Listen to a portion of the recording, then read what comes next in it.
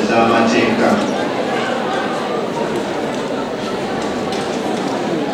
Twasaganye naye ensonga nnyingi ez'amateeka. Been moving in different laws. Both criminal and civil. Nsonga z'amateeka zonna. Nsumba abafiiridde. At the time that person has died, waliwo omusango gwali gwamugwako mu mwezi gw'okuna.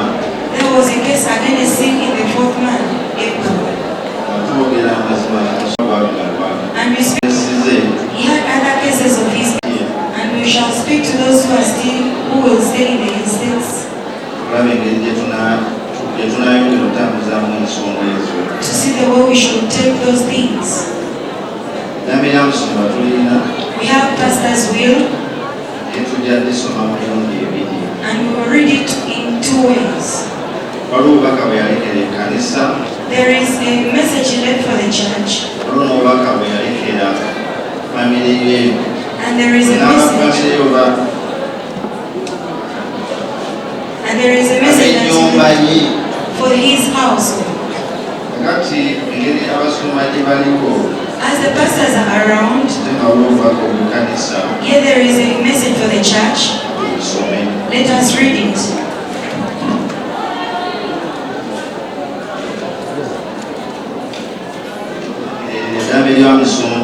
This is Pastor. His will was done on the 26th in August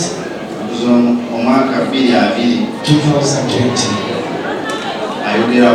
This is what he says. My name's Yiga Augustine. And I am making this will of the 26th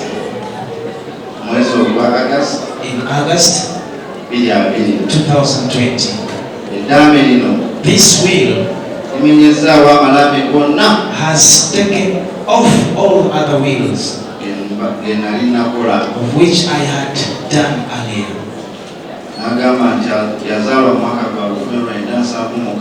And he said that he was born in the year 18. Came from the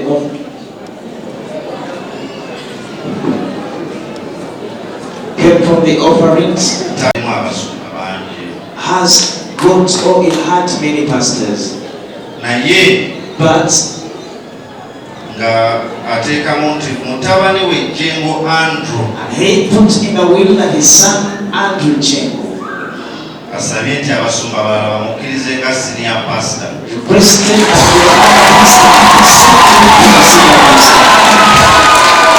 era nti abasumba bonna and that all the pastors bagende mu maaso nga babuulira let them go on preaching amawulire amalungi good news of God. Amawulire amalungi agamukama waffe Yesu. As you have always been to me, and cooperate with the management, as you have always cooperated with me.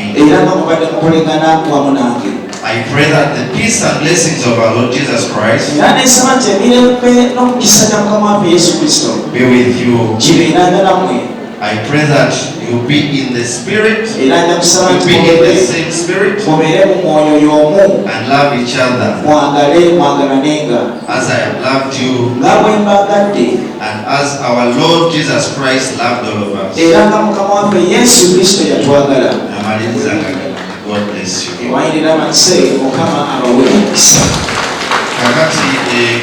Let's do that.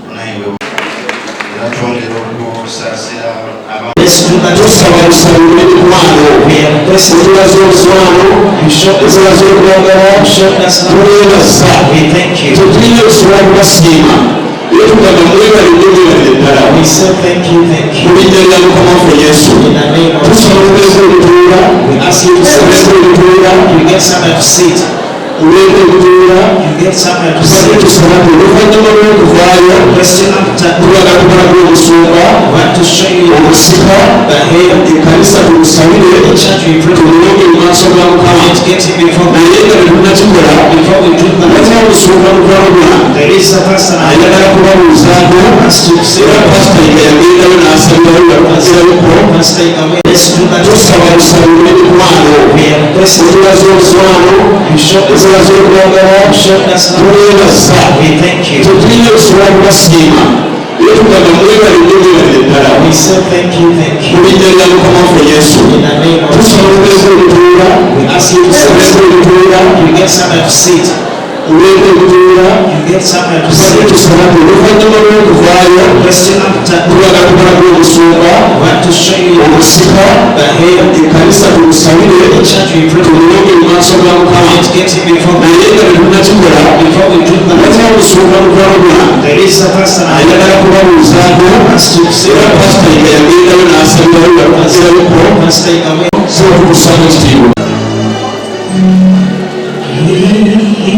His way.